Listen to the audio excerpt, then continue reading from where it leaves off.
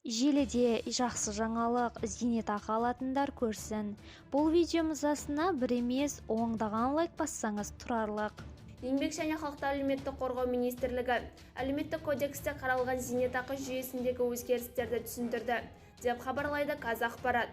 Қара әлеуметтік кодексінде зейнетақы жүйесінің тиімділігін арттыруға және зейнетақы төлемдерінің мөлшерін ұлғайтуға бағытталған бірқатар шаралар көзделген. Бүгінгі күні Қазақстанда көп деңгейлі зейнетақы жүйесі қалыптасып жұмыс істейді.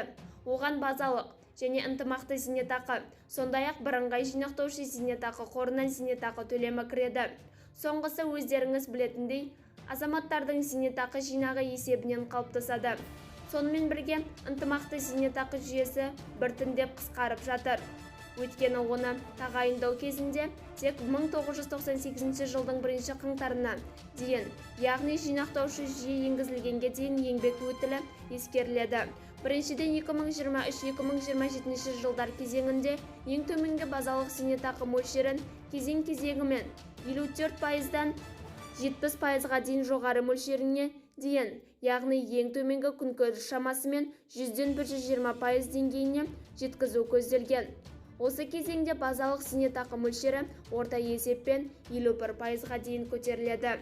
Зейнетақы көлемі және айлық көлемі асуын қаласаңыз, видеомыз астында өз лайктарыңызды аямаңыздар, достарыңызға жіберуді ұмытпаңыз, қымбат көрермен. Кәне видеоролигіміз астына қанша лайк жиналады екен көреміз. Сау, сәлеметте болыңыздар.